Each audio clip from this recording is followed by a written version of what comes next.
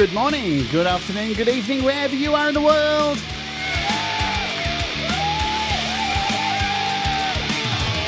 My name's Jade, and this is The Interview.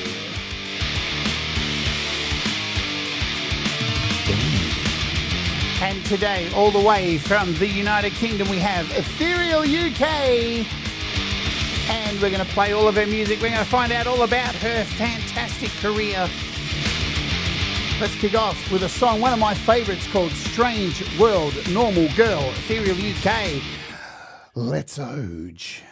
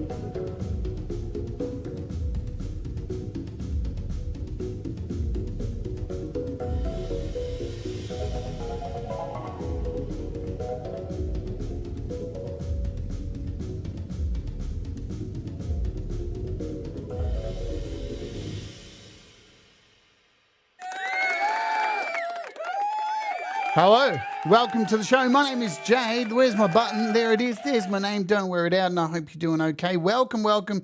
I love this part of the week. It's the part of the week where I get to do an interview with somebody who I think is incredible, and this artist is absolutely incredible. As you would have seen by that now, I wanted to let the credits run at the end there as well so you can see the work that went into such a beautiful performance art creation. Okay, now I can't remember when I came across Ethereal, but it's been a long time. It's been well over 10 years that I've been following her career, and good Lord. There aren't many trailblazers out there as trans people, okay? I remember coming out as a trans artist when I was 30 years old. That's a long time ago these days. That's a long, long time ago, and back then it felt like I was one of the only trans artists, and some of the ones that did come out during the time when I was out there, yeah. But then there are ones that come out that are completely incredible and beyond description, and Ethereal UK is one of those. She never ceases to put out something different every time. Her voice is like one of the most unique voices I think I've ever heard, and I've followed her career busking, which is an incredibly hard thing to do as a trans person. Let me tell you that. I was a busker for many, many years before I transitioned, and that was hard enough as it is. I've watched her do collaborations with many different artists and produce music that is so different and varied, and I've wanted to have her on the show for a very long time, and today is the right day. So without further ado, let's find out the story behind the incredible art that is Ethereal UK and get her on right now. We've got everything unmuted. Let's do it. Let's hit the applause. Welcome, Ethereal UK. Everybody, peace. Namaste. It has been many years that I've been following your career, and I have seen you change so many times. You are like a chameleon. Your music changes, you change. I want to ask you this question straight off the bat. What does music mean to you? Really well, just the same as my as my email, ethereal music therapy. Because I'm autistic, I'm neurodivergent, and with that all that comes some other stuff in the concoction. And so yeah, it's mainly therapy for me. I started off as an artist, and I believe I'll always be an artist. And music and art have really helped me with the autistic side of things, especially with expressing myself. I never really felt I could get that far with my social skills with art, and then I found out that I'm gonna give music a chance, and then many years later I became award winning. I've even got the trophy here for belief and strength, believe it or not. Yeah, so yes. That is the one thing I see. Like I said in the beginning, like you seem to. Is it a need to reinvent yourself all the time and keep evolving as an artist? Because, like, you look the same as when I first met you. You know, we're all getting older, of course, right? But your music evolves, and you evolve in the you've gone through so many periods of music where it feels like you've done meditational stuff and Thai stuff, and because of your heritage. What's the drive that continues you to evolve as an artist? Well, it's like the name of one of my songs, Ascension into the Ethereal. So I really want to focus on cinematic pop. Obviously, Anoni and the Johnsons, she's been a big influence right after Bonnie Bear. And now that I'm not really playing guitar so much now, I'm focusing on keys. I've even gotten people on social saying to me, "Anoni, is that you?" Yeah. Isn't it? So Isn't it weird, right? Because we're both obviously fans of Anoni before her yeah. transition, and Mm. I don't know, like Anoni. If you don't know, folks, Anoni and the Johnsons, formerly Anthony and the Johnsons, a very very unique vocalist and unique songwriter. I remember seeing Anoni live at the Sydney Opera House and was just Oh, fucking blown away. This was oh be my. this was before transition, right? And I was so in love with her music before, and always felt there was some thing about her music that reached out to me being trans. And then she comes out and it was like, what? Is Yeah. this real? So you're obviously a big fan like I am, yeah? Yes. Yes. Yeah. Yeah. And and Big, and big inspiration. and what were your thoughts? Did you have any inkling when she came out that this was a thing? Had you seen her perform live I didn't. before? I can't remember now. Like, I remember people saying to me, like, "Oh, you sound like Auntie and the Johnsons," and this was like about 2012 or something. So I only knew about Radiohead and Bon Iver back then, Mm-hmm. um, and also Sigur Rós and Björk and Portishead and Massive Attack. And then I thought I'd listen to Auntie and the Johnsons, and then after that, she became Anoni, and yeah, the rest is history, pretty much. So let's focus on now. Were you born in Thailand? I don't know. I was born in Sweden, to a Swedish father, and my mum is Thai Chinese, so that's where the Thai Chinese roots come from, and she raised me up in the Thai Chinese way. So there's just something about being Eurasian. Like when I've been living here like a lot, and then I go over to Thailand, like um I have my Western ways, and then by the time I come back after a month, I go back to my Thai and Chinese ways, and I feel feel a little bit, you know, torn between cultures at times. But yeah, And you recently just got back it's from not easy. Thailand. It's Yeah, it's not easy being Eurasian. hey, it's not easy being anything these days, is it? No, no. It seems to be a crux on everything, right? Now, I love Yeah. Thailand. I think I've traveled to Thailand 16 times in my life. I've always You said, do live quite close, so yeah, it's still nine-ish hours. It's still a flight, it's not a quick flight, but it is such a beautiful place. And I've always said, like, it's the place I'd like to die at. Um, oh, likewise, likewise. Yeah, it's just so beautiful, and the culture there is so amazing. And I haven't been back there since you're allowed to smoke pot there these days. So I'm sure there's a lot more stoners around these days in Thailand. Yeah, Um, probably. I Especially asked after the beach. Yeah, I asked this question to everybody who comes on the show.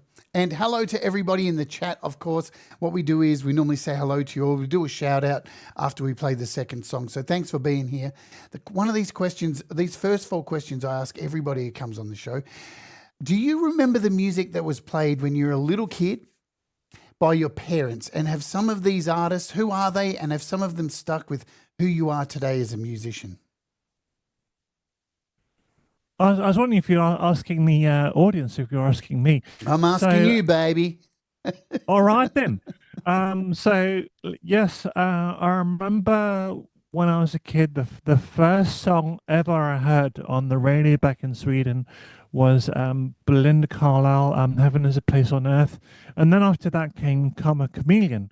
Um, and my dad was really keen on Louis Armstrong. I can't remember who else he liked, but every time I'd be listening to Louis Armstrong, and I absolutely love his voice, very haunting.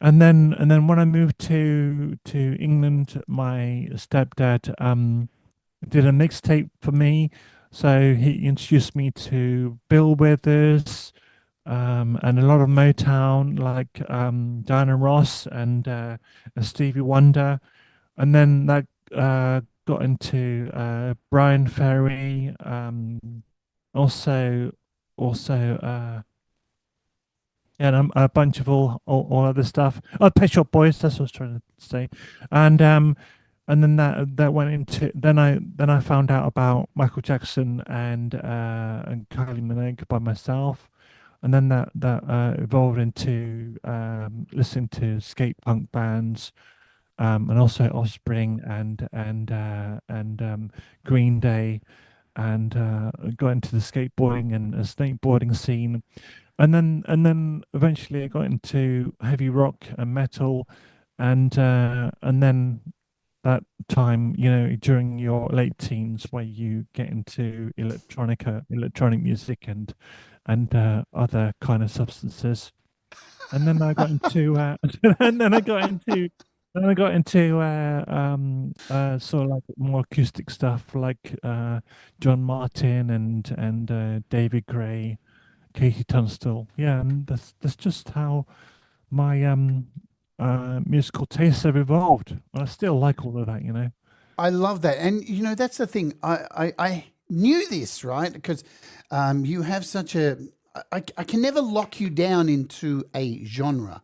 And I love that, right? That's that's the kind of music I seek. If somebody is I can lock down, then I'm a bit bored with that shit, right? So I love artists that surprise me every time they release music, and that's why I've been a fan of your music for so long. And obviously, look at those influences. Isn't it bizarre, right? That these days, back in the '80s, Boy George, Marilyn, all this stuff was happening, and it seemed like these gay icons were a thing, and everybody was embracing them. And these days, everything's opposite. Yeah. It seems like, if you're gay these days, everyone wants to burn you at the stake, or if you're trans. And back then, everything was so flamboyant and so accepting. And what are we doing wrong? Why have we gone backwards? Yeah, we had a lot more black artists back in the 90s as well. And then now it's just no offense or anything to anybody who doesn't agree, but like I just feel like now we've got like more white people trying to sound like black people in the charts.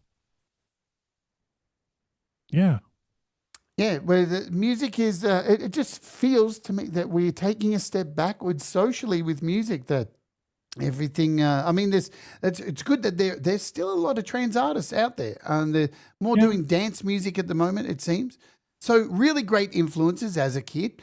Do you remember the first album that you purchased with your own money? It would have been, well, I know that I bought the Corona Rhythm of the Night single. Oh, wow. I know that it must have been his story, Michael Jackson, because I know that my parents got Bad on vinyl for me. So yeah, and also Ignition, The Offspring. That's just a few mentions. If you had to categorize your genre of music, what would you say you create?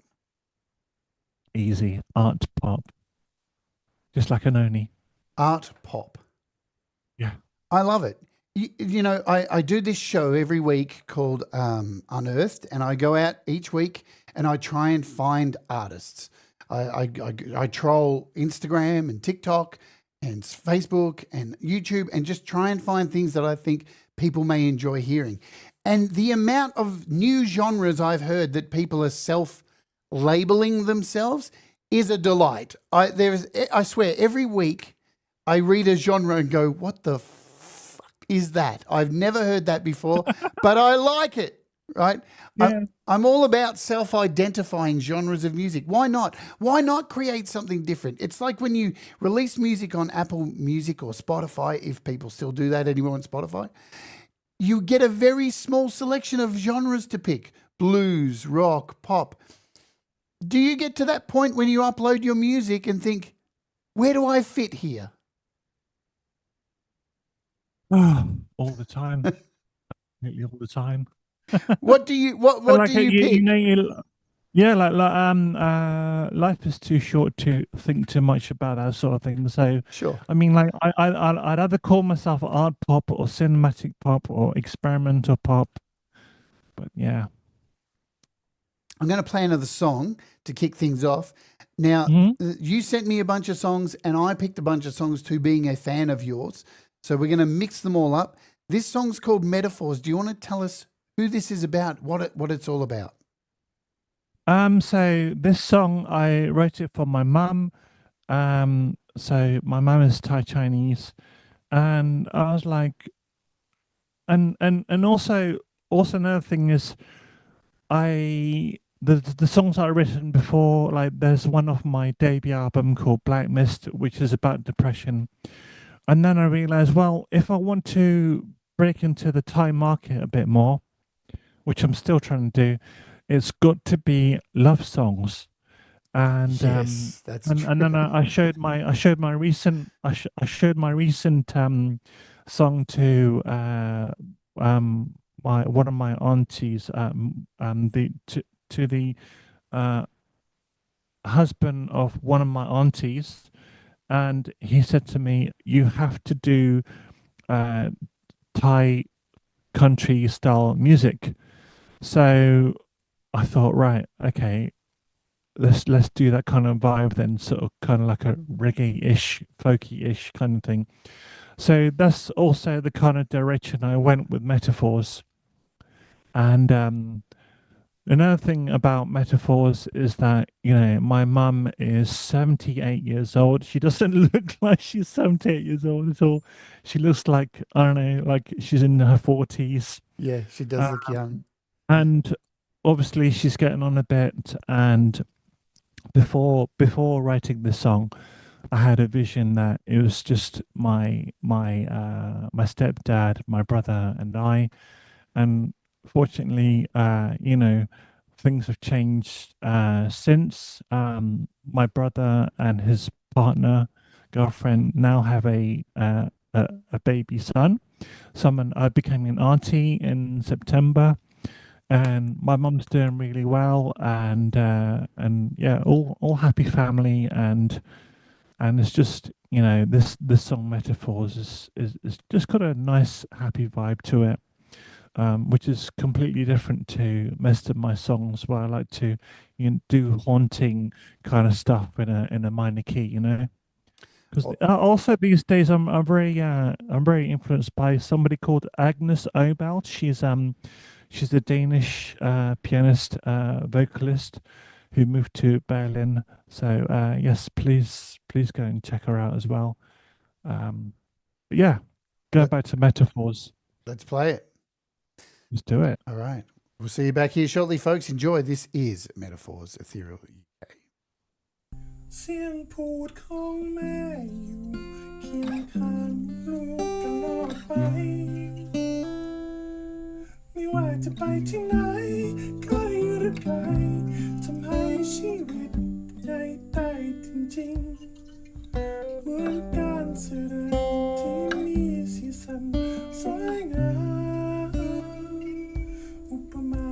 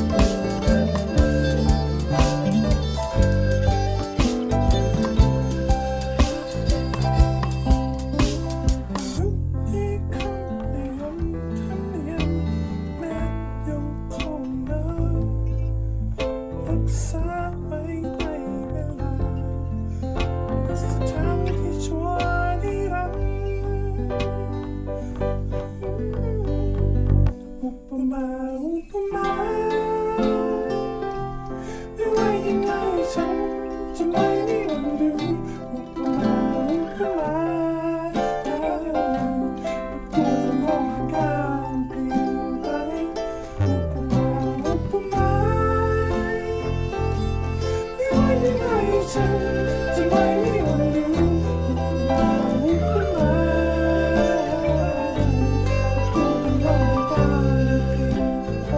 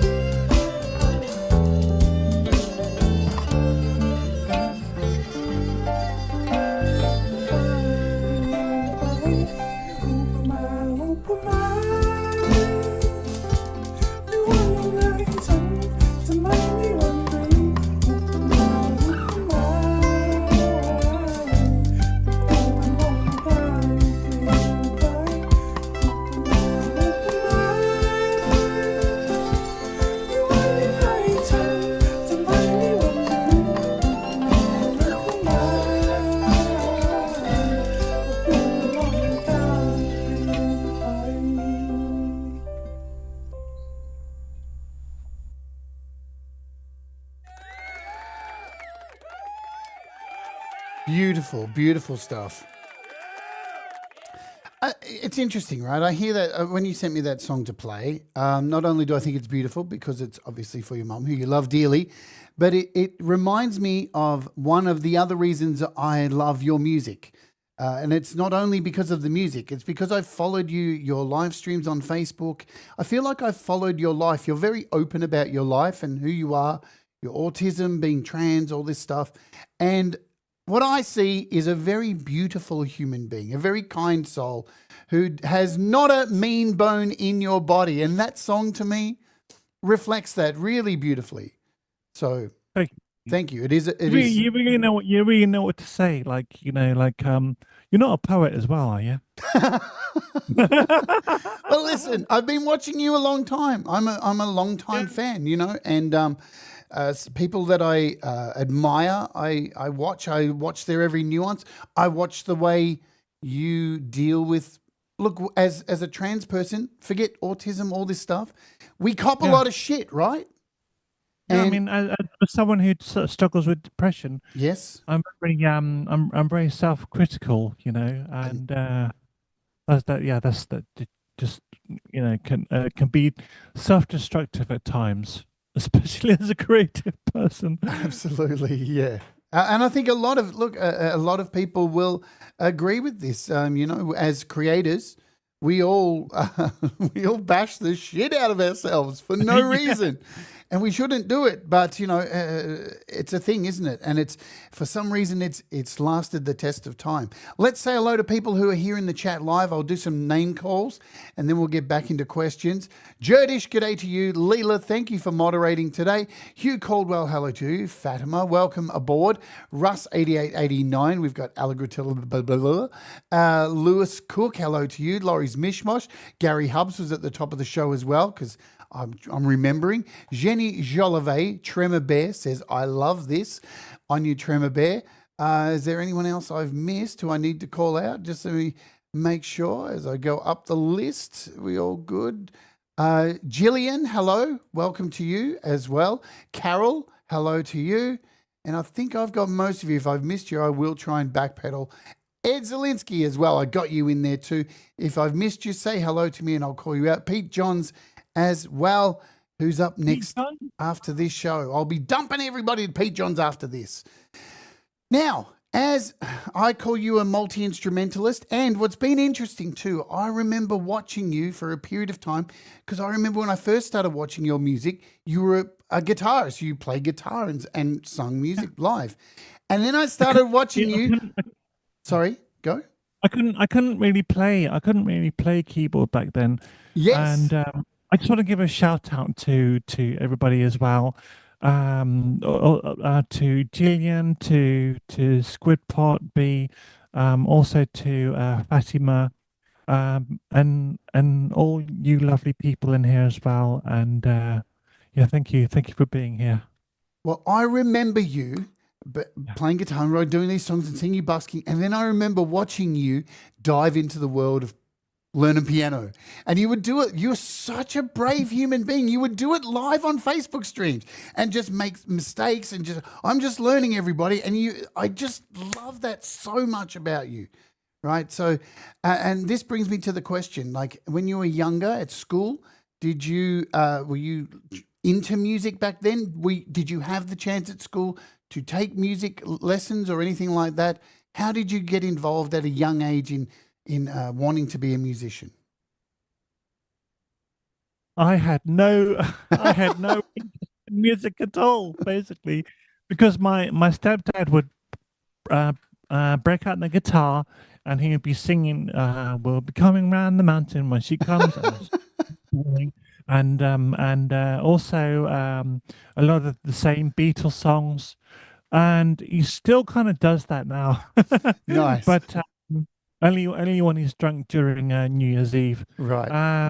And then I guess it's kind of like what comes around goes around, with the music thing. So yes, I had music lessons, and there was our music teacher. He would make us do was it Walking on the Moon, Police. And I just wasn't interested. I think I tried the triangle for a bit.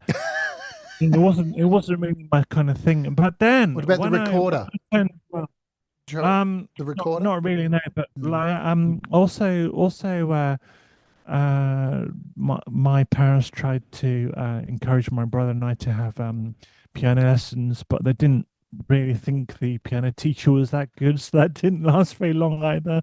And then when I was 12 and I got into skate punk, it was like, right, I need to start learning guitar. So the very first guitar I got, which I'm pretty sure you'll know as a metalhead, is a blood red BC Rich, same as what what's his name, Slash from Guns N' Roses has. Yeah, which actually looks like an axe. See, it's funny, right? I never knew this side of that you were into metal or anything like that. And it's interesting, right? Because that was going to be my next question. What was the thing? What was the music? What was the thing that made you want to seriously become a musician and get more serious about it? Oh, so I started off as an artist, and I really, really wanted, and I still do, want to have a full-time career as an artist. And but then I've been doing a lot of paintings and a lot of doodles since. But with music now, seeing as I'm already very established on the local scene, it's just so much easier that way. And even though it's quite stressful at times. But anyway, so I was at university. I thought, yes, I'll go and get a degree in fine art, bachelor degree in fine art, which I've got. And then I met a friend who formed his own band, and he said the truth, the honest, cold truth to me that you're never going to be able to get a good career in art, especially back then, in the early millennium. And I believed him, and I looked at his band, and I was just like, yeah, I think I could do this. I have to do this. I have to do this.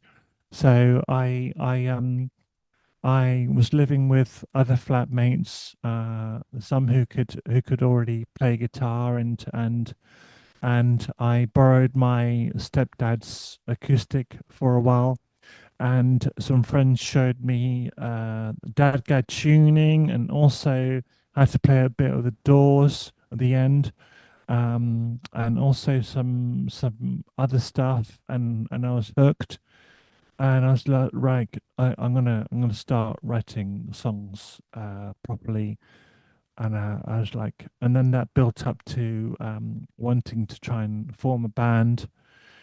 And then I got some demos done with a cheap Yamaha keyboard that my parents gave me for my birthday back then.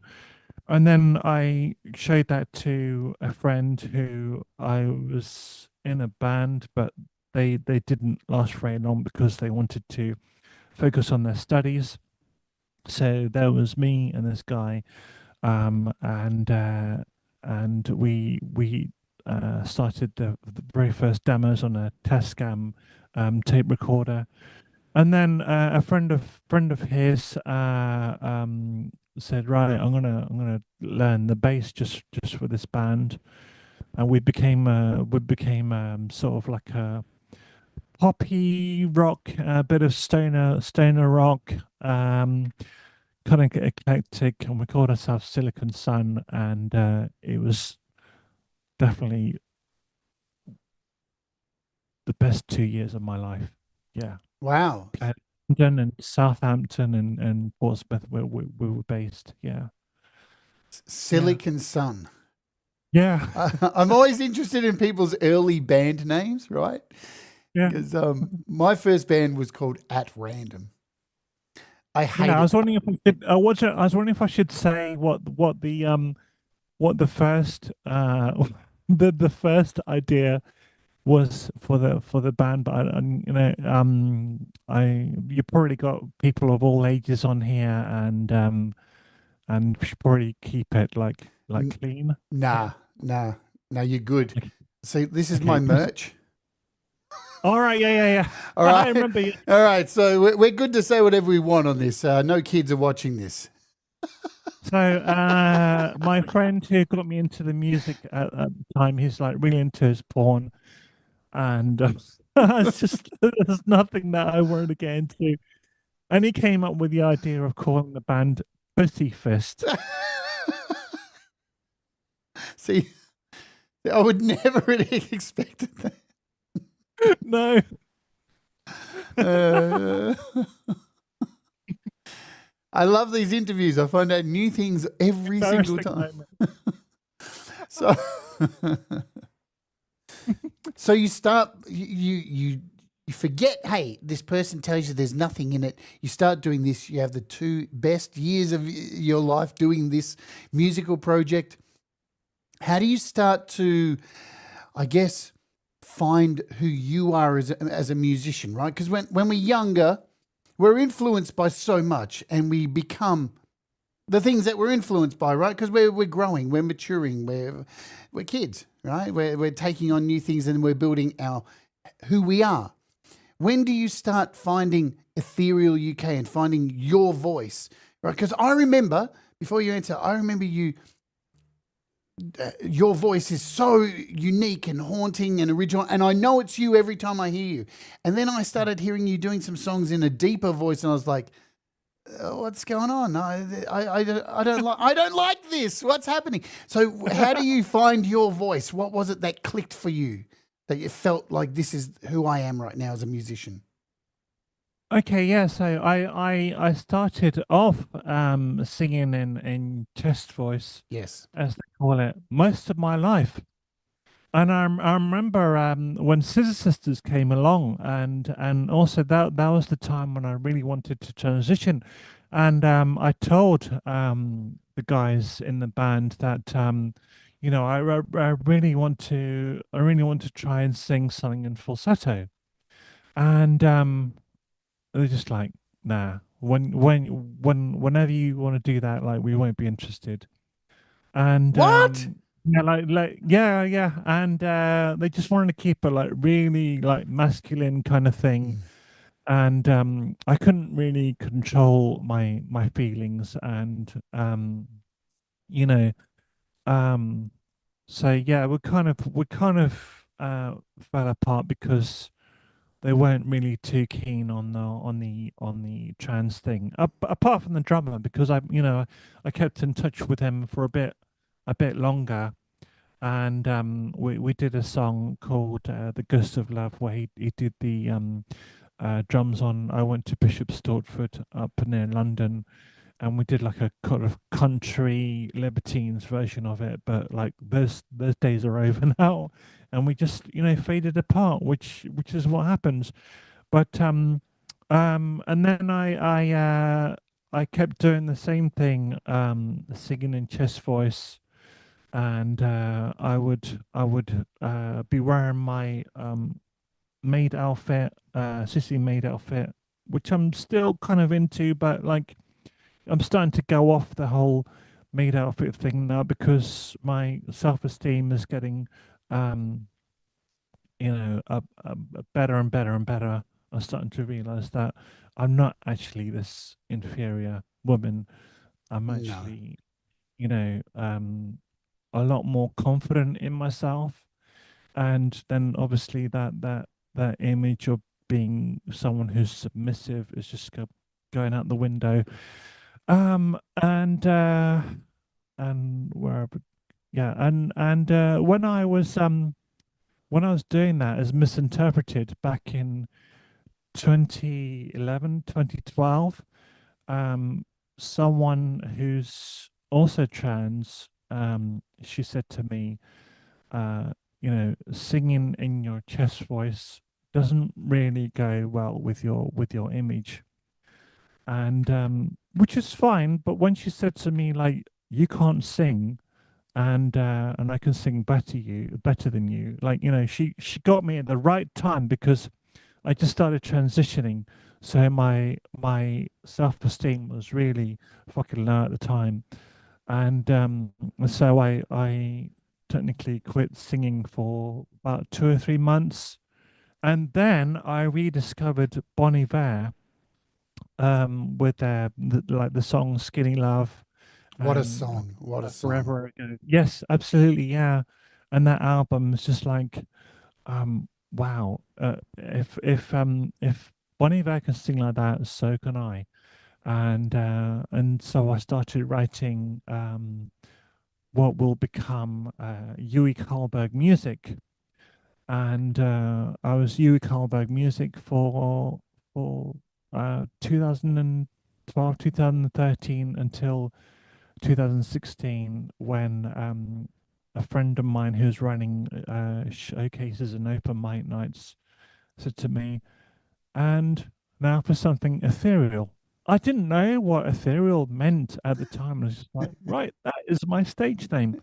And so I've been ethereal since 2018. However, I reckon that if I don't get to where I want to be, like signed to a record label or discovered or anything like that this year, then I will change my name to my first name, Waritsara, next year. And I thought this would be a perfect time to say that. But we can have a vote. Should I change to Waritsara, which is more like connected to my Thai side, my Thai roots, or shall I keep the name Ethereal? It's up to you. No, no, no, no. Don't throw it in people's hands. I think it's up to you. That's my opinion anyway. Listen, let's talk about being trans, all right? Because there's a lot of misconceptions and we can help people understand a bunch of things. Both of us came out later in life, okay? Yeah. So I came out when I was 30. I always knew I was trans from a very young age, from about 5, 6 years old, right? My story's out there. My parents used to catch me dressing up as a girl. I got punished for it. I got smacked down by my dad. I got forced. I was told I was going to get forced to go to school like this. And I was like, great, let's do it. What are you talking about? I'm cool with that. And I buried it into a shell and became something totally opposite. Became angry, became a very masculine vocalist in a death metal band because that's how I felt like I could hide it. Yeah. Did you have a similar experience when you were young? Oh, definitely. Except my dad never knew. My stepdad, he knew. Yes. I remember when I came out to my mum, she denied that. Like she would catch me out, wearing her clothes and stuff, and from an early age, she would say to me like, that's just what gay men do. And I had no idea about the word transgender, or that there's people called transgender, until I was 24. So that was 2004.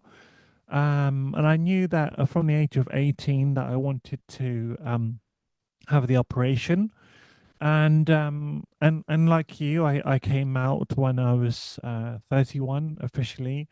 I was married to a Thai lady the year before, and she already knew, from day one, and she gave me the choice. And I didn't want my mum to know about it, and I tried to keep it, under wraps. And it just that feeling just grew stronger and stronger and stronger. And yeah, I try not to blame myself for all that. I try not to say to myself that I committed the worst crime in the world by being myself. um I'm I'm trying to tell myself every day that I'm not the one that gave my mum cancer in the first place because of the trans thing. I'm trying to tell myself that I'm not the one that gave my brother anxiety because he was my guardian at the time because I'm autistic. And I'm just trying to be happy, but I'm getting EMDR therapy at the moment, and it's really helping out. It's so hard. Now you would have faced these questions too. People saying, "But I don't understand." And my comeback always is, "You should be fucking happy. You don't have to understand this. All you need to understand is just let people be, right? Just go along with it, even if it fucking makes you uncomfortable, because we don't understand it ourselves. We don't know why, and as you would know too." You bury it and you go, "This is wrong. This is something I have to hide from everybody because I don't want to upset everybody else." And it gets to a point where it's like, you know what? Fuck everybody else. I'm unhappy. I'm miserable. But then there's a new thing that happens, isn't it? Because now you build a life before transition and you have all these friends, and then you come out and then a whole bunch of them leave and some of them stay, and you feel like you have to start your life all over again. And you know what the biggest fear was for me was coming out, I would lose a lot of friends. And you know what happened? I don't know if you had the same experience. The people I lost were fuckwits. So it was a good thing. And the good people stayed with me. Their loss, not yours. Exactly. Isn't that right? And these days in the world, it seems like trans people are being blamed for everything. Right? Every single thing now, it's like, trans people, it's all their fault. It's like, listen, people. I want to be a minority. Just leave us the fuck alone. We just want to be happy like the rest of you. But this happened to women, and they rose up. It happened to black people, they rose up. And it happened to gay people, and they rose up. You just got to, if you don't use your voice, if you don't raise your voice, someone's going to take advantage of your silence.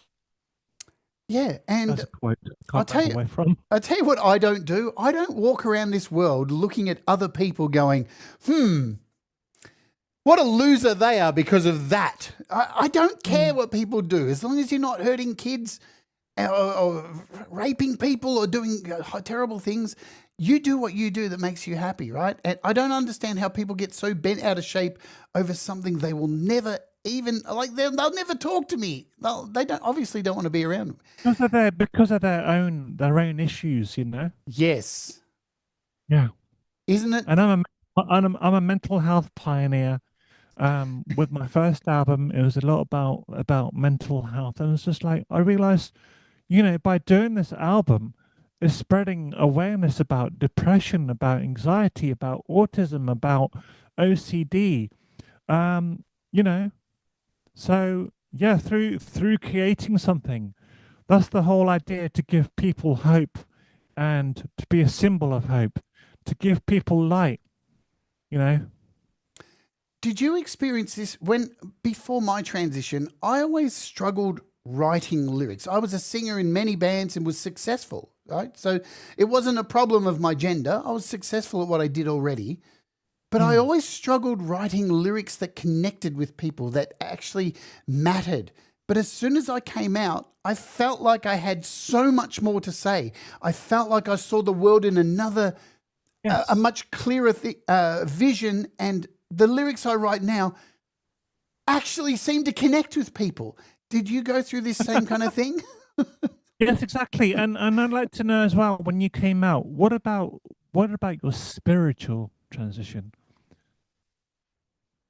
Well, I gave up music to transition because I had a fear that all of the music I'd done previously, I couldn't, now I felt like I couldn't do music anymore because nobody would want to listen to music by a tranny, right? That's what people had put inside my head.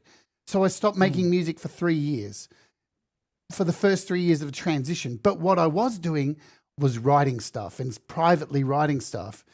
And then by the time I spent this 3 years of spiritually working out who the fuck I am, because that's a private thing, isn't it? Right? Yeah, that's the transition. Just, I think people misconstrue this idea. Transition just isn't about getting a set of tits and wearing high heels.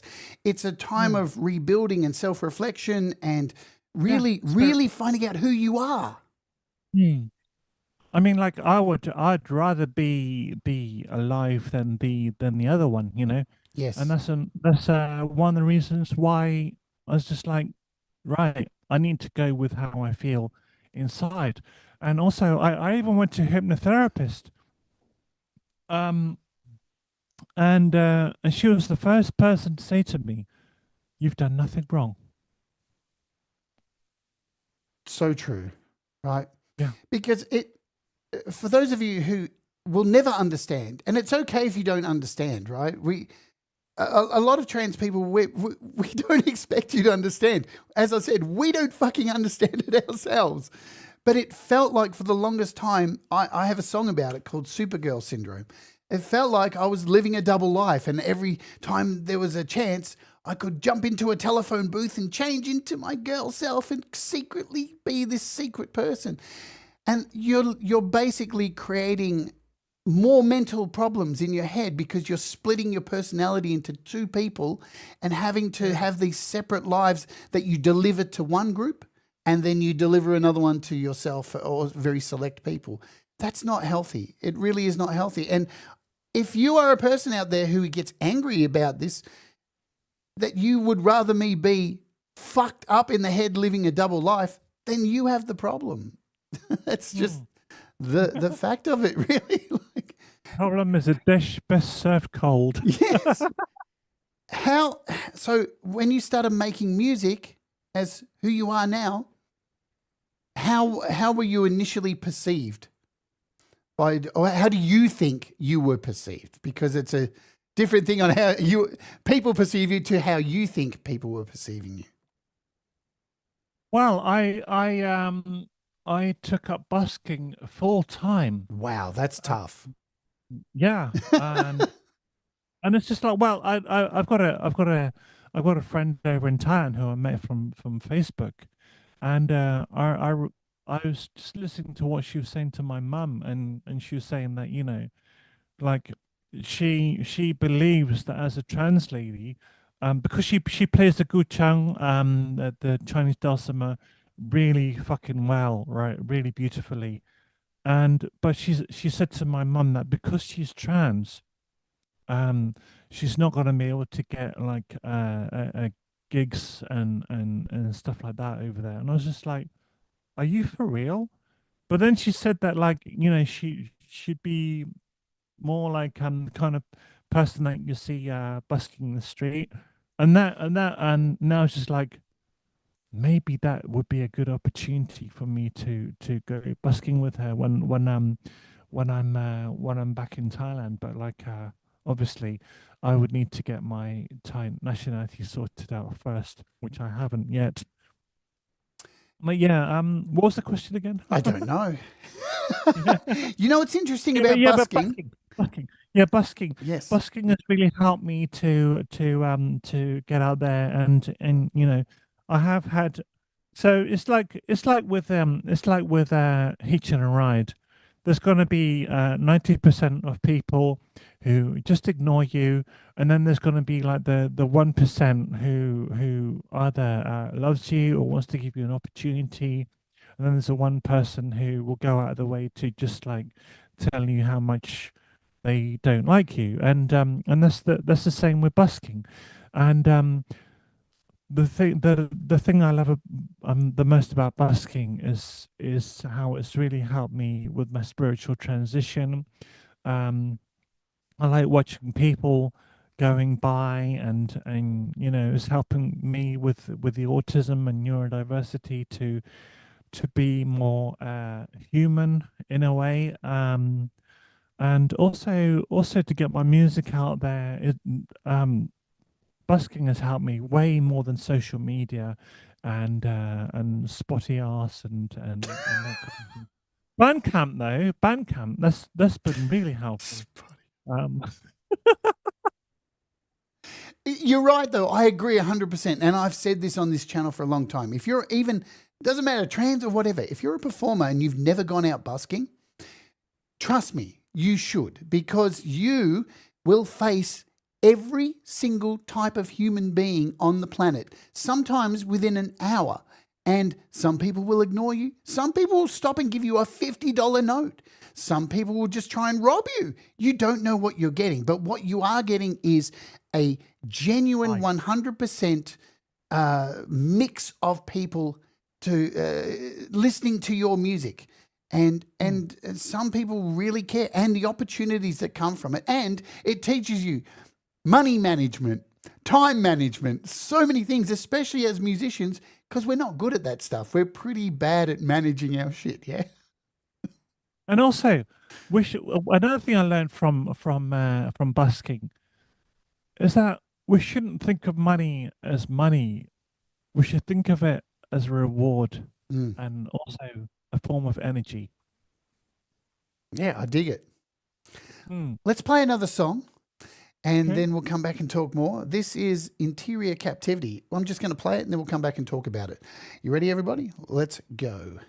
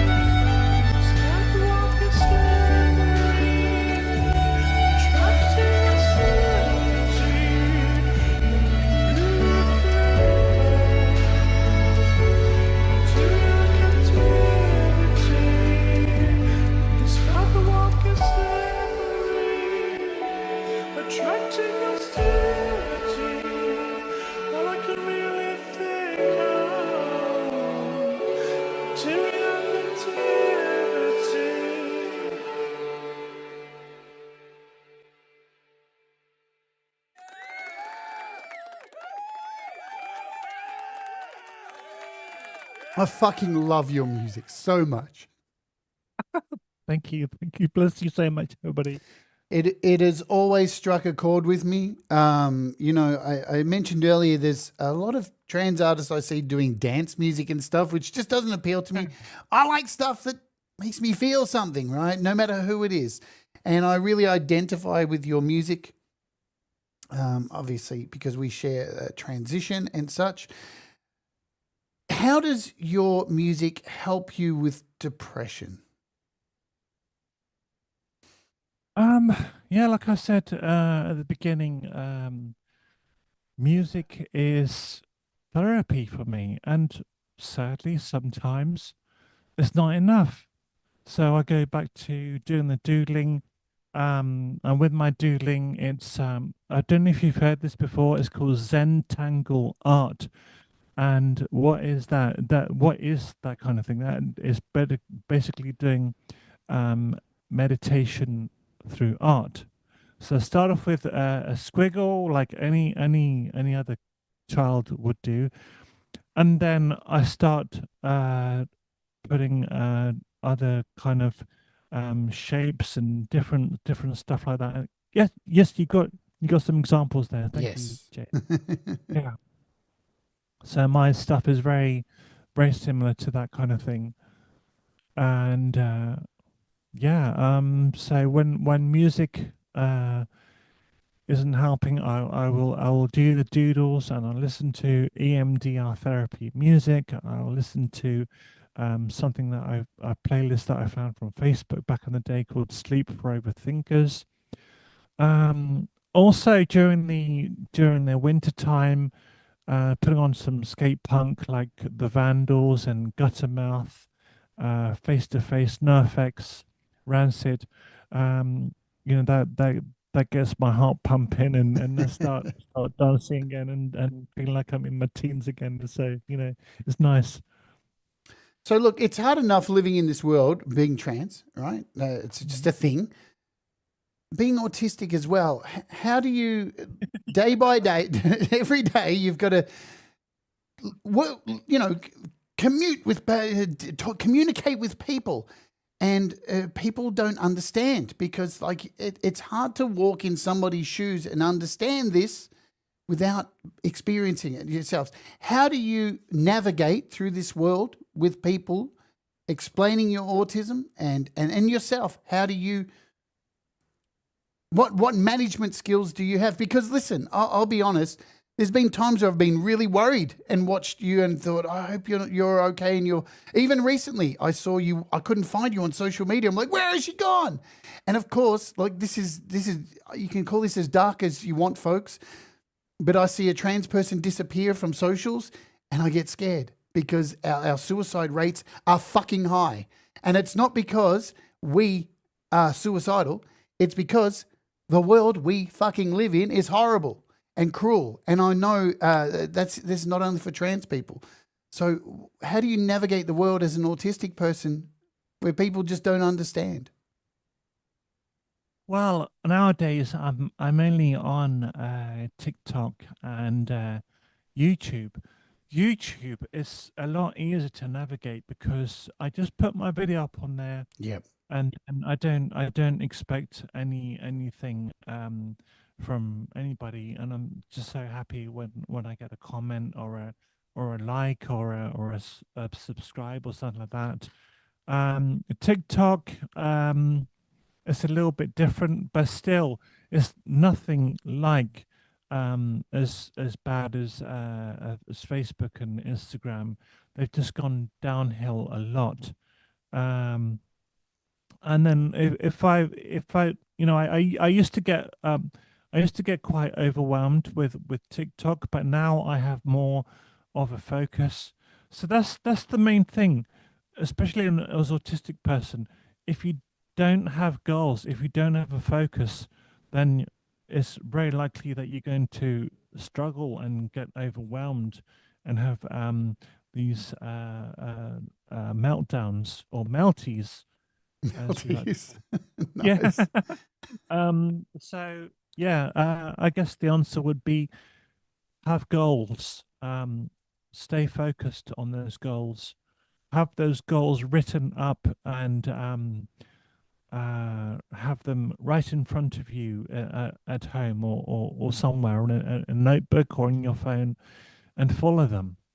And it's best to be, if you're going to be hyper focused on those goals.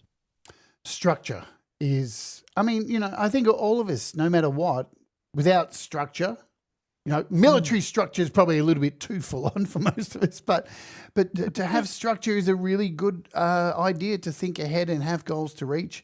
I think that stands for everybody, but especially for yourself. What went down for you during, I call it the inconvenience, during COVID? Because for a lot of people, a lot of bad stuff happened. People died, and some people got really angry and freaked out, going, "Oh, I can't go and buy a sandwich." But for many of us, as artists, as people with autism or whatever, it was a chance to take a breath and restructure. How did you cope during that period of the pandemic? Okay, so you obviously know Socially Distant Fest, don't you? Yes, of course. Yeah. See, I know the answer to this, but I'm just asking you. Yeah. Well, so I was on there, and there were times when I really struggled. It's just like, why is nobody watching? Why is nobody commenting? Why is nobody interacting with me? And I nearly had a meltdown, and then I truly believe that the universe. But I just had an epiphany since then, that the universe appreciates and loves and supports what I do. I know it's not the same as human interaction, but I realize since that, we are all made up of energy, and therefore we are all part of the universe. We are all one. We're all connected. And so there's me with my ego trying to think, like, why is nobody watching me? Why is nobody commenting? Why is nobody interacting? And then I realized, well, the universe is watching and supporting the whole time. I mean, I guess some people will call that God or karma, but I found that that belief system, that mindset, helped me out a lot. And yeah, and I became hyper focused on teaching myself something new, which is the keyboard. Yes, I remember watching it. For those of you who don't know, during the inconvenience, Facebook groups popped up, these socially distancing live performances, and it really kicked off like where we are now, with people doing live shows on YouTube, and there's so many more people doing this now as musicians. Back before the pandemic, even on Twitch, it was all just video games. But now you find on Twitch, there's so many more musicians doing their daily or every second day live performances. So it really kicked off during then. And I remember watching you as much as I could. And, it got really tough too, because when you were really early on that group too, and you had a lot of people watching at the start. But then what happened is more people joined, and there was a larger selection of people to watch. So the audience gets spread out, don't they? And the numbers drop, right? Yeah. Yeah, because people are like, hey, I can do this myself. I think I did it once in that group and just was like, this isn't for me. Okay, fair enough. I preferred YouTube, right? Yeah. So, when did you start your YouTube channel? During the pandemic. Oh, I already had a YouTube channel since 2007, but all I put up on it was my music and little bits of comedy and stuff. I never really focused on it. I was more playing gigs and releasing albums and in my band and living the real world. I wasn't online as much, and I wasn't hyper focused on YouTube as a thing. So I just dropped clips. But during the pandemic, it was like, I can't gig, I can't play shows. So how do I do something? So I started this channel, and here we are, still going, right? Yeah. I actually remember going to London the day before the evening of Boris Johnson announcing the lockdown in UK, and I thought, right, I'm gonna freaking like, I need to go there. I was determined to get this photo shoot done with a photographer that I met from a models meeting photographers website called Purple Port, and so I went there and I went to this photo shoot, and if it wasn't for that, I wouldn't have gotten that really lovely front cover that you see on my debut album with the frill, It's and beautiful. also with the short hair, white wig, the heavy makeup. Yeah, and I totally forgot to ask him first if I can have permission to use that, and he took it quite well. Bless him. Here it is So here. yeah, so shout out to Mitch Marino. This is a fucking amazing album. It's one of my favorite Yes. albums. I was living in the US when this came out. Okay. And I was really struggling. So, I mean, I was really ill for a very, very long time. And I'd moved to America pretty much to die, actually. So, but that's my story. We don't need to go into that. And I remember this coming out and being just fully inspired to not give up. So thank you. Wow. Do you realize I mean, here's the thing, right? As artists, we tend to focus on the negative, like, oh, there's not people watching me. Oh, nobody's hitting the like button. But you know what's interesting? For every 10 people that you think don't like you, there's one person that you touch. And we forget about that, right? Yeah. Yeah, absolutely. Yeah. The same thing happened to me, right? So when I moved to America, I had pretty much given up, and I got stranded there with no money. And somebody emailed me out the blue and said that don't know who they are, still don't know who they are to this very day. They reached out and said, you don't know this, but I found one of your songs called Do What Makes You Happy. And at the time when I found that song, I was about to put a bullet in my head. And I heard that song, and I'm still here because of you.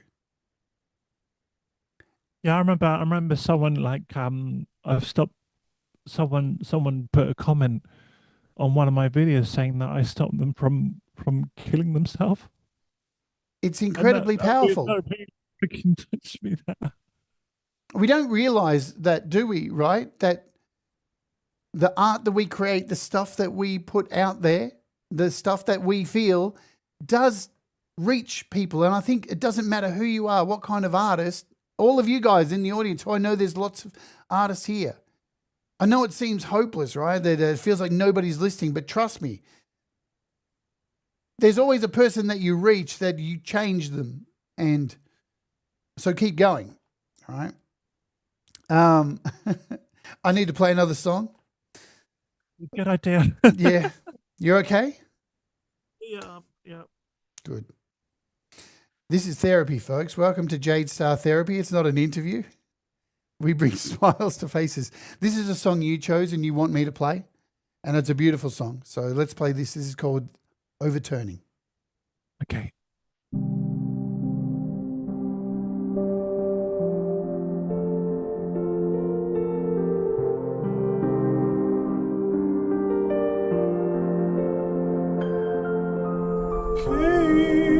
Cages guilty, tilted scars, status addicted, deadly touch, too much space.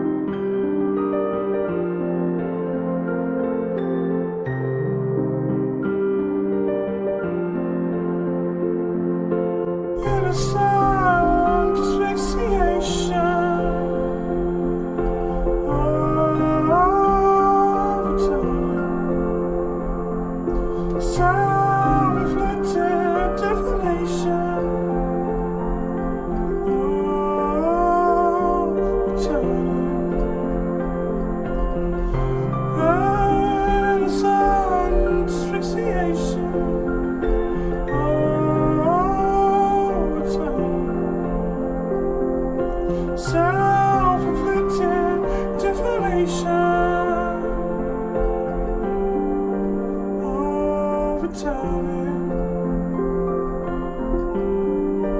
overturning, overturning.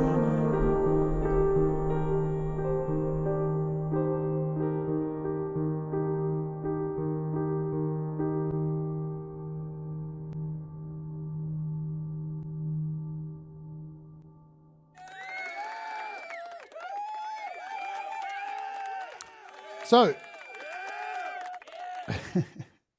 this is new material. That was only dropped 2 weeks ago, wasn't it? Yes, yes. So happy to see you putting out music again. I swear to God, I was so worried when I saw you missing off social media, off certain social medias. I was like, what's going on? What's happened? Where have you? And my heart sinks. And then you respond to me, and I'm like so happy. And then I find you on Bandcamp, and like you're still putting music out there. Links in the description, folks. Go and support Ethereal UK on Bandcamp financially, right? It helps. I want to talk about collaborations with you, right? Because you have had many collaborations. I always see you work with all these different people. I'm like, how do you find all these people that you work with? Actually, it's from Facebook. Right. But now, I met a friend from Facebook called Toby, also known as Oddball Savage, and he runs his own dance sort of house, drum and bass record label in Southampton called Raverholics Recordings, and he's introduced me to someone who's I'm gonna be collaborating with. So I know I've got some followers and friends who'd like to hear more dancey stuff from me, like I did before. It's just like, yeah, I'll keep doing it that way, but I'm focused now on doing like the stuff that you heard with overturning, and yeah, and another friend of mine, he's done some remixes of my songs, which he'll be doing live at my album launch for Bubblegum Oblivion, which overturning is on Saturday, um, from 7 till 10. I'll only be streaming that on TikTok, but sadly that I wish there was a way to stream that on YouTube as well. But you can't have everything in the world, can you? Well, there are ways. There are ways. We can talk. I can help. Let's say hello to a few people who've dropped in here. Harriet B's been lurking in the background. She's hanging out. I saw Mark's Noise. Welcome to you as well. And getting into the comments, PAL, Paul, welcome to you too. There's a few other people I saw. Professor Boomer, I never said hello to. Who else? There's a few others I've missed, and I feel shit for not calling you out. But that's me. I miss everybody, right? Because I get so into these bloody interviews. Now, where was I going to go with this next? How's that to everybody? I'm sending love to all of you. I want to watch more. I miss your live streams. I miss seeing your live streams, especially on Facebook. Now, let's talk a little bit about social media, because That's what the song is about, yeah. You have pulled away from social media recently, especially Facebook, and you ripped your music from Spotify. Right, you took your music. No, down. I haven't done that yet. Right, as you saw on there, because my debut album is still there. When I was with I don't know if you've heard of Lenny Zenith. I was with his bedroom label XYYX Records for a year, and it's got he did that with his login details. Right. And he doesn't have that anymore. So that is why my debut album is still up on Spotify. But everything else is gone. Yeah. I don't know. It's still I got Spectral up on there as well. Right. So that's the front cover. And are you selling CDs? Yeah, I've got hard copies of Spectral. and and also they can, if people prefer, they can get any of my music from Bandcamp. Yeah. Uh, I know that Bandcamp do Bandcamp Fridays, but Yes. I'm not sure if that's every Friday. No, it's, I think, somebody else will correct me. It's every second or third Friday. I think is it 4 times a year, I think.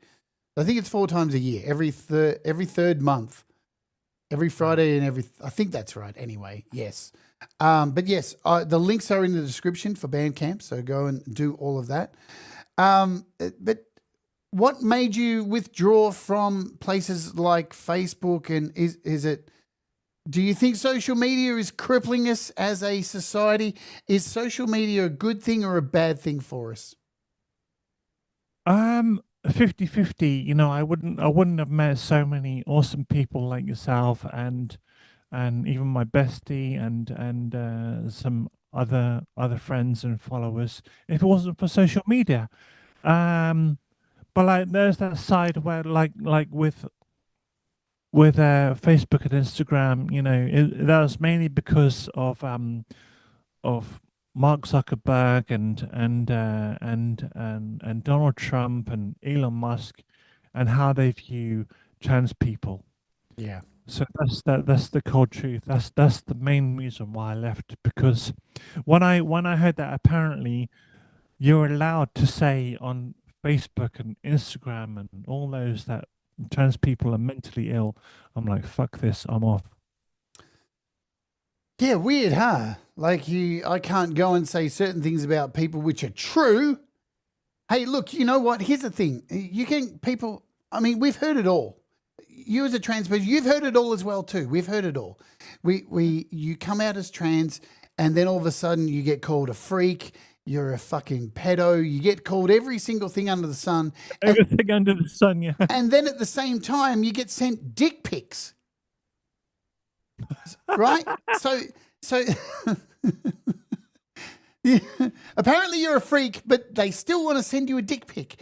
It is so, it is, and eventually some of us can grin and bear it, and we get tougher from it, and because you have to ultimately. The adult industry has a lot to blame for The porn things. industry, yeah.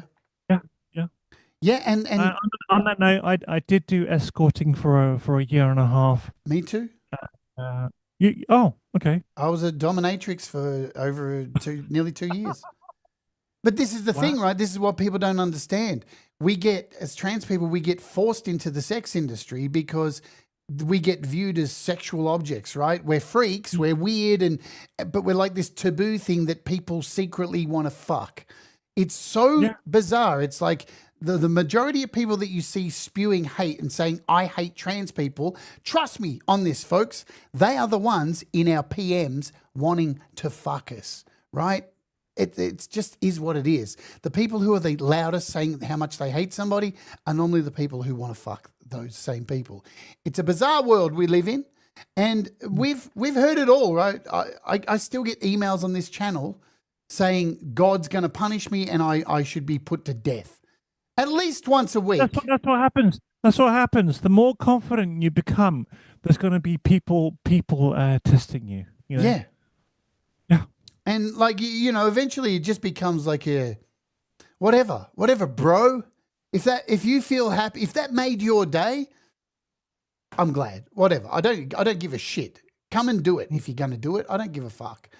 Thank you, Mark, for the kind donation. It says inspired to practice mind learns heart touched. My favorite channel. Brilliant, Jade, every level. Thank you so much, Mark, for supporting this channel. I'm so glad you get something from this, because I'm lucky I get to have amazing artists like you on the show here, because she's touched my life, right? Again, we talked about this just before, how you don't realize the people you touch. There's been times where I've been so low and you have inspired me to keep making music. So thank you, sister, for that. All right? Thank you. So, home recording. Let's talk about how you record. Deep breath in. because you are a very DIY home recording artist. I've seen you string together little bits of broken stuff here, and you find a way to make music no matter what, because you don't have like a big studio or any of this stuff, but you always find a way to put stuff together. Tell us about your DIY method of recording music. Well, for a start, like, because I like to be honest with everything. With the debut album, I spent the rest of my inheritance money Oh wow. to record that. I had a grand left, and so that was worth it. I just had to wait like 2 or 3 years to get it mixed and mastered. And then with Spectral, the pink one that you saw just now, I did that. I recorded that at home with my Thai instruments. Um, this this being one of them is called a pin. That is beautiful. Look at that. And then I got that uh mixed and mastered at my friend's studio.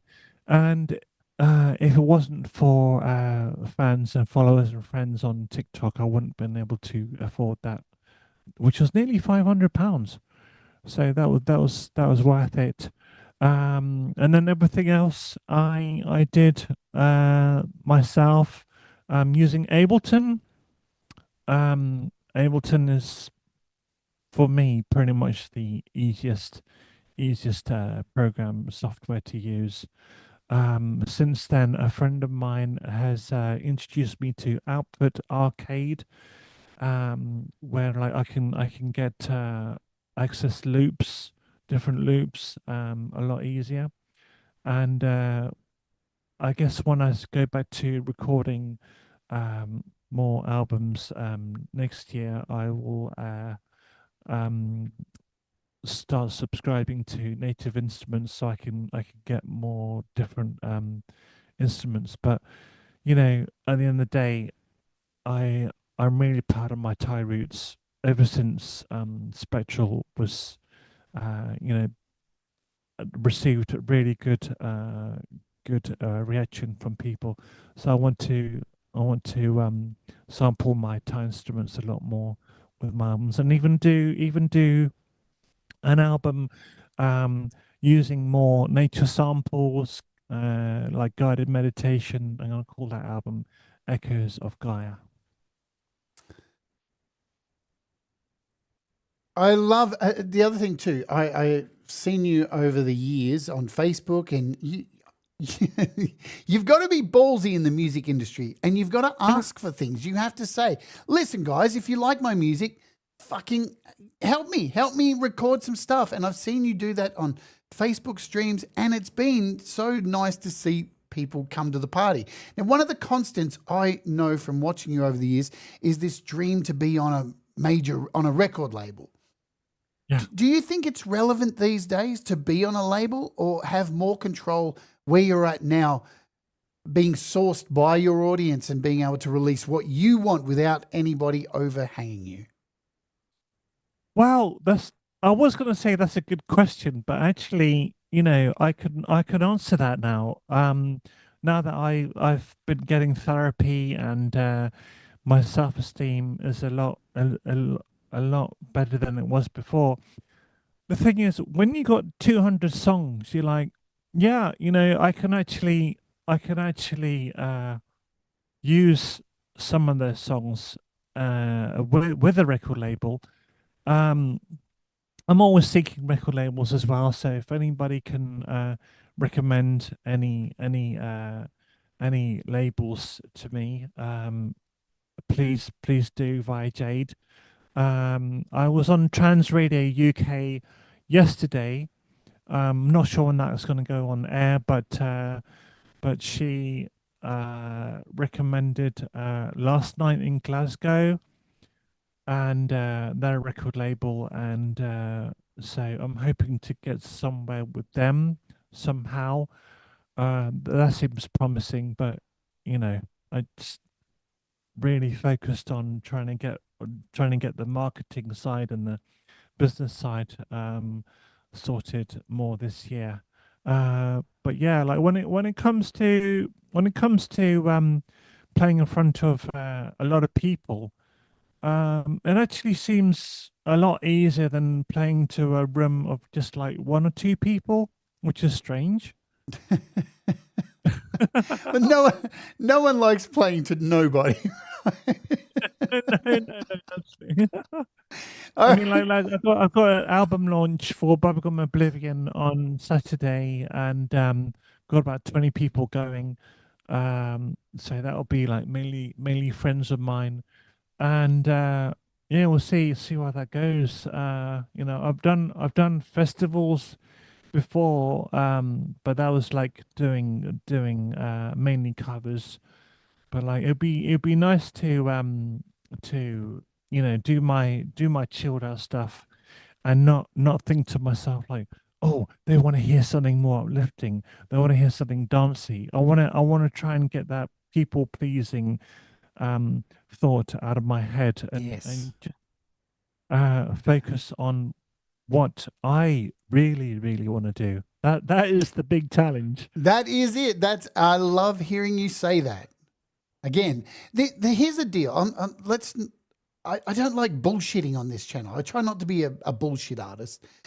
I wanted to have you on this show in the past few years, but something just didn't feel right. And sometimes when I have artists on, it's got to be the right time.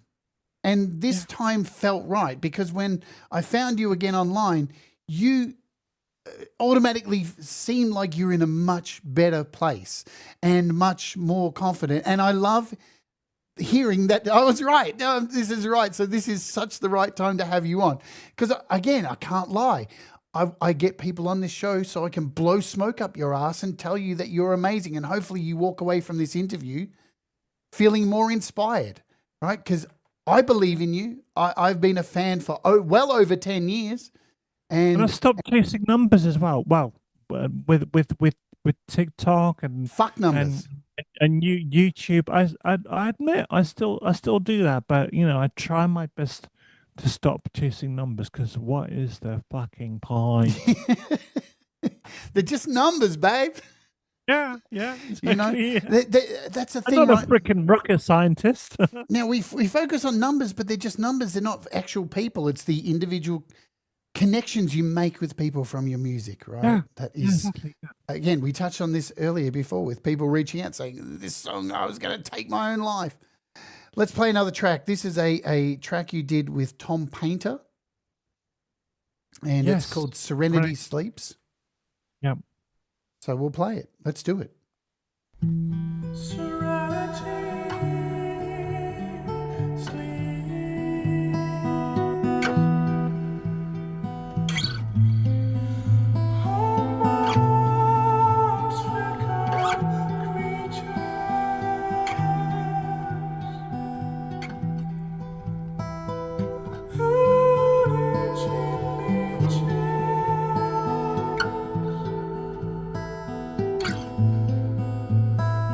Fast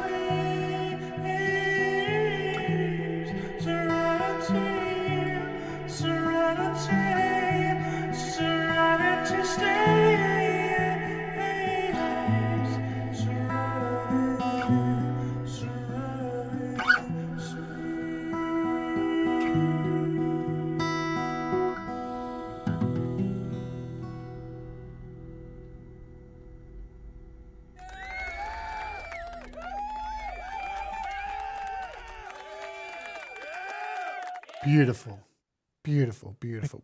Thank you so much, everybody. Thank you, Jade. Such a captivating voice. I can't tell you how many times I've gone to sleep with your playlist on of you. And That's the idea of guided meditation.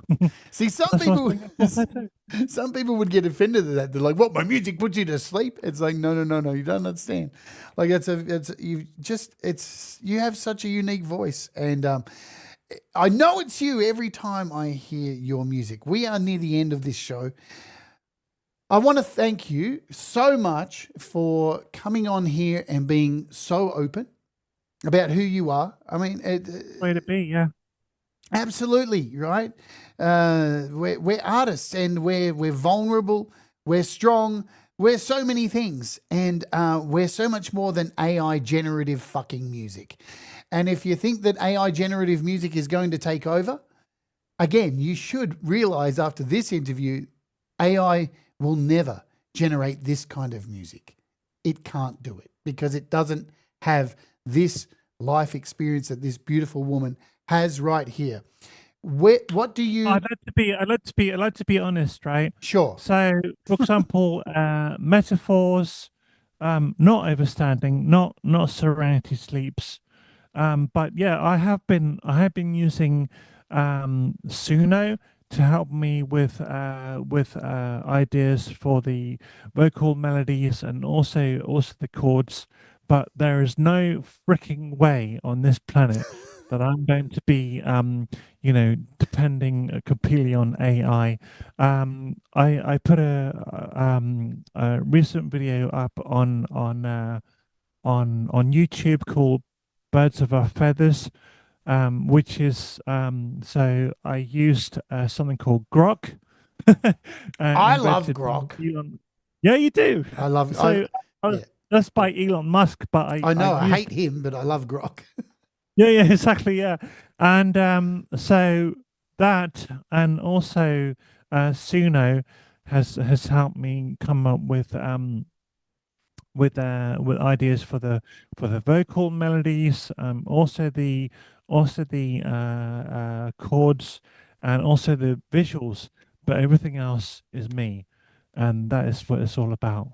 But that's where it does shine, this stuff. The problem is we've got these people who are just prompting and flooding the whole market with these bullshit prompts. And we can't do that. I mean, I've done so many shows on Suno and tried to use my flow with it and all this kind of stuff.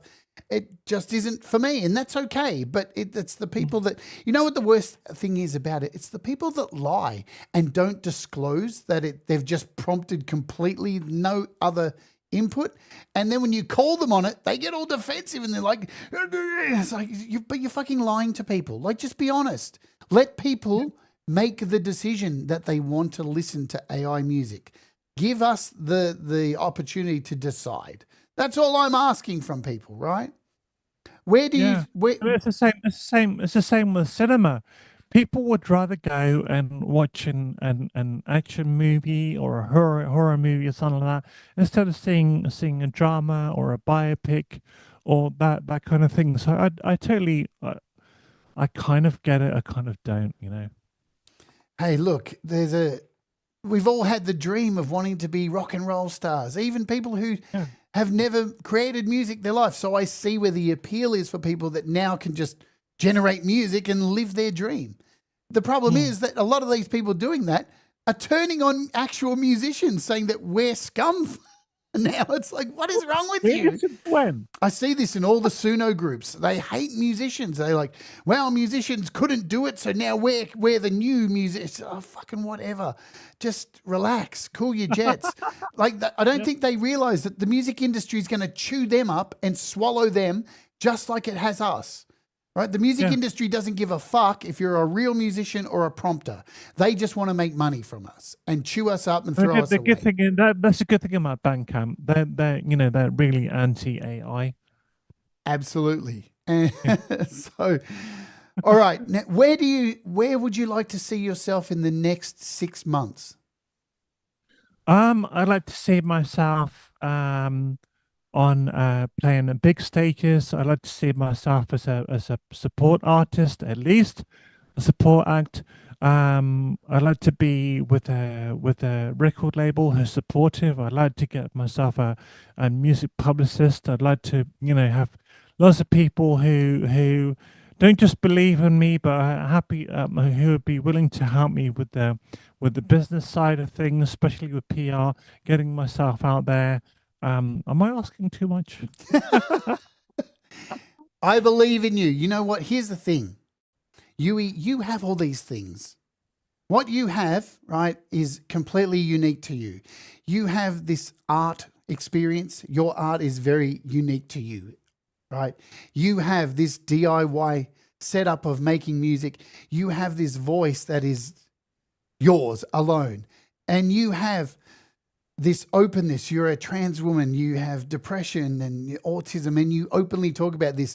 There's nobody like you. You have all the ingredients, and you're doing it right now, right? You have all this stuff. A publicist and all this stuff will just take all the things that you already have and package them a little bit more presentable. So you already have it. You are a beautiful artist, a beautiful human being. So I just want you to know that. I have a question I ask everybody who comes on the show. If somebody came up to you and said, I'm considering making music or doing art, I've never done it before, and they said, when should I start? What would you say to them? I'd say start now, and think of music and art and anything like that as therapy. And it's like talking to your inner child and connecting to your inner child, communicating with your inner child, and telling your inner child that everything is okay and everything's going to be all right. Yes. Perfect. All right. Please stay on the line once the show ends. Folks, all of the links to Ethereal UK is in the description. Her Bandcamp, all the stuff, all the places. It's all down there. Go and support her. Let her know that I sent you. Go and watch a bunch of her YouTube videos. Give her some likes. Leave some comments. Give her a smile, yeah? Because she's amazing. So I need to let you guys and I know. want to give a shout out. I want to give a shout out to my bestie, Squid Pot. So she does bespoke merchandise in Yorkshire, and she's also does self-help journals. One which is on Amazon called Gratitude Focus, and it's a 12-week thing. And I've been doing that, and it's really helped me out with mindfulness and forgetfulness and everything like that. And it'd mean a lot to her if everybody could at least follow her on YouTube. Thank you very much. All right. To folks, tomorrow on the channel here, let me tell you, Unearthed is back. We got episode 12, a whole bunch of brand new music. I think there's 13 artists I'm showcasing tomorrow on the show. Trust me, they're all crazy. The final act on this show tomorrow is going to knock your fucking socks off. They are crazy. I've never seen a band like them in my life. I go out each and every week and try and find some really cool stuff, and this week is no exception. I've got the opening hour happening this week where I'm singing Pete John songs. Lots of content on the channel as always, so make sure you're subbed up and checking out what's coming up. Let's get to this song. This song was featured on episode 4 of Unearthed by this wonderful musician right here. It's just one of my favorite tracks. From the first moment I heard it, I fell in love with this song. I've listened to it so many times. It's called There's No Such Thing as a Dead End. So we're going to close with that today. I'm going to dump you over at Pete John's. He has his Creator Town Hall happening, so you'll be automatically dumped over there. Thank you to everybody in the chat. Thank you for the kind super chats that came through as well. And of course, thank you to Yui Ethereal UK for being here. Stay on the line so I can say goodbye. Thank you. Mwah, love you so much. We'll say goodbye once the show's over. This is There's No Such Thing as a Dead End. I love this song. Let's Oge.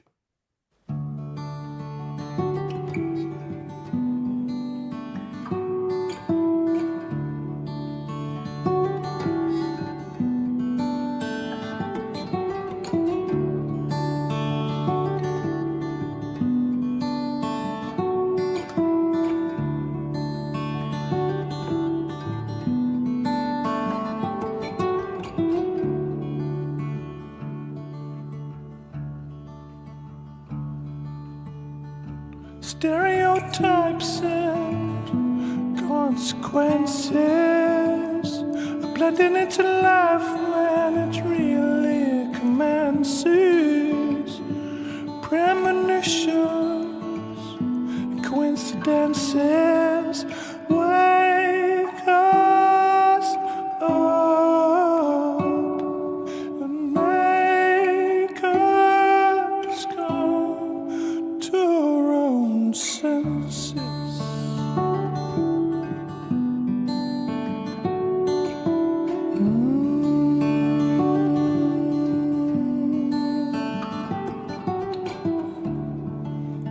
We're all stuck in our own spaghetti junction. We're all machines, but we never malfunction.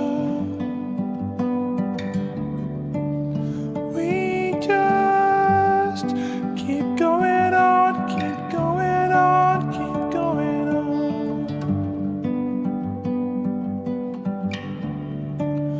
'Cause there's no such thing as a dead end.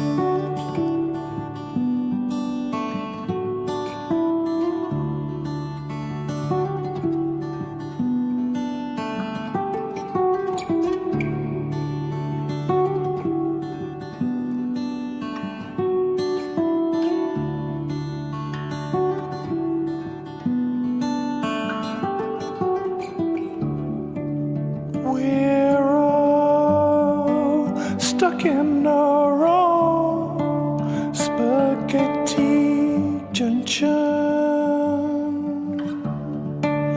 We're all machines, but we never malfunction.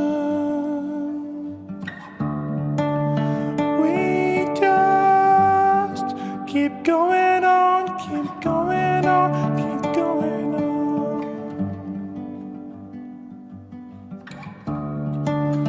'Cause there's no such thing. 'Cause there's no such thing. 'Cause there's no such thing as a dead end.